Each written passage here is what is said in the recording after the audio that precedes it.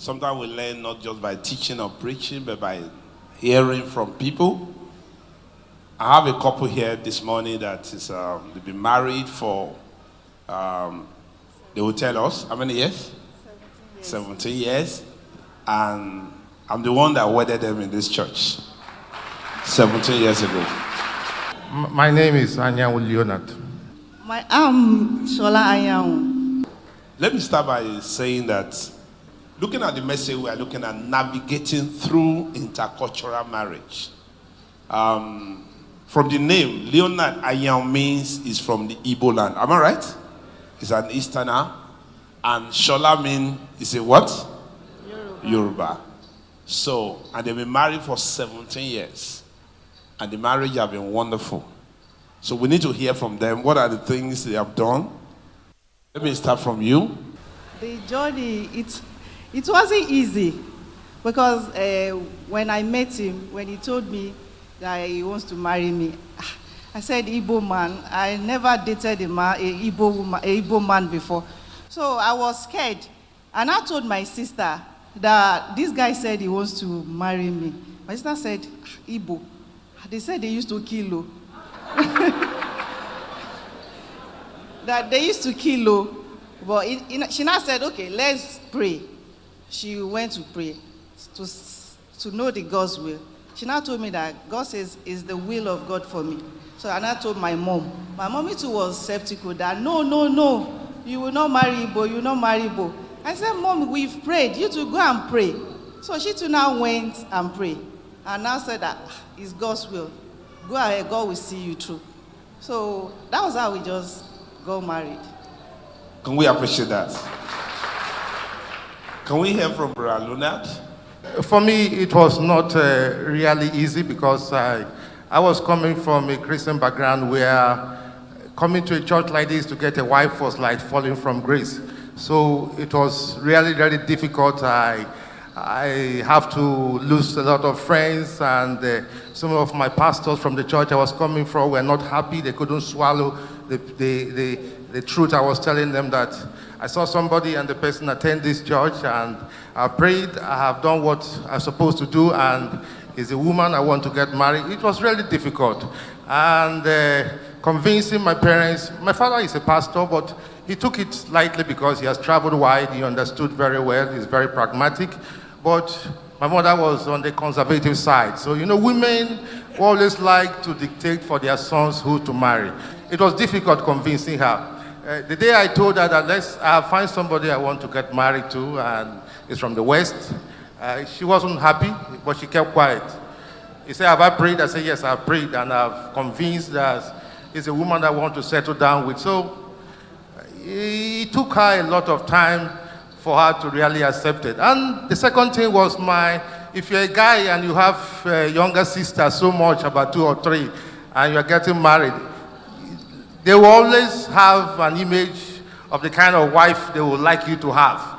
So it was also a problem for them accepting. But by the grace of God, I was able to convince them, and we prayed about it, and my father accepted, and later on my mother accepted, and here we are today. We'll give you some clap for me. Wonderful. Enjoying your marriage is key for a blissful home and marital success. In order to make this work, How to Enjoy Your Marriage and Not Endure It by Dr. Amos Fenwa is a book that opens you to possibilities of marital bliss. Find out how to understand your spouse, intimacy in marriage, expectations from your spouse, and lots more. This book will teach you how to love each other deeply, because love covers a multitude of sin. To purchase a copy, visit www.amosfenwaministry.org or call the numbers on your screen. What have been the little challenges about as a result of cultural differences between two of you? Because I live a few years in Igbo land, and I have a lot of Igbo friends, and I know there's a little cultural differences. What are the things that have been a few challenges? The language. I don't know Igbo. So when I got married, when they come to visit us, they will say, Shola, no. They do. I said, what are you saying? I don't understand. So they will now interpret it to me in English. And I told my husband, look, you have to teach me, oh. Because if you people come and you are discussing, I'll just be looking. He now bought me books that I was reading. Then he too was teaching me this how to sit down, to talk, to welcome somebody. The language, very important. I find it difficult to understand. Then the food, I don't know how to make Igbo food. All those their soup, I don't know how to prepare it. But thanks to my husband, Beautiful soup. he taught me how to make a lot of their soups and my mother-in-law. Wonderful. Deacon Leonard, what have been the challenges marrying a Yoruba girl, being an Igbo man? Marrying a Yoruba lady, being an Igbo guy, it's a bit challenging, not only from the tribe I'm coming from, even among the Yorubas. I have a lot of Yorubas who are my friends. And when I told them I want to get married to somebody from Ogun State, and they told me, I have some of my friends who are from Ondo State and Ekiti State, they tell me that women from Ogun State are very stubborn.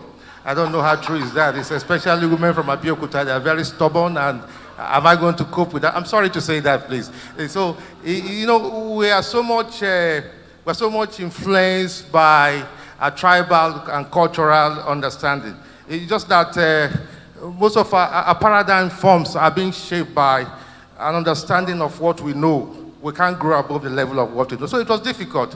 And also, I still have to let her understand that now you are coming. I have to study a bit of Yoruba culture to understand their way of life, the way they greet, and also understand their mode of understanding of their way of life. So, and I tell her that now you also have to understand our own side. For me, our own soup, our own food becomes a problem because I'm a very good cook. I enjoy cooking a lot. So, you know, if you're a guy and you know how to cook, it becomes a problem. It becomes a problem because... I will come and learn from you.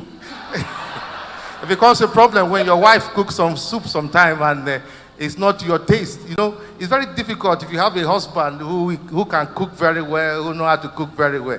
I know couples who are here will testify what I'm saying. So yes. If you have a husband, your husband is a very good cook. So many of times, so when she cooks some soup, I have to teach her and let her understand that this is how it is. Initially, as she goes ahead, and she understood it very well. Even now, she cooks more of Igbo soup than Yoruba soup. Wonderful. Wonderful. I want the young people to be learning from this because this is what all my messages today is all about. The first thing I find out from this interview today is that the first thing that made the marriage to work is that God says. Am I right? One of the things that also make the husband to work because his parents are people who are into ministry, who have been to so many places. When you are a pastor, you are a friend to everybody, you understand every culture, and that is what has worked for them. The second thing is that the woman was able to learn the language, study the language. There is no language that cannot be studied. There's no language you cannot learn. When there is a place of love, you learn it. And the third thing I find out is that each of them are able to cope in that area. Are you in a relationship or planning to get into one? And you want to know how to do it right? The syllabus has changed. Singles Checklist by Dr. Amos Fenwa is an eye-opening book that tells you all you need to know before getting hooked. How to identify the right one for you. Do's and don'ts, love languages, and many more. Now you have it! A checklist for the perfect guy or girl. To purchase a copy of Singles Checklist, visit www.amosfenwaministry.org.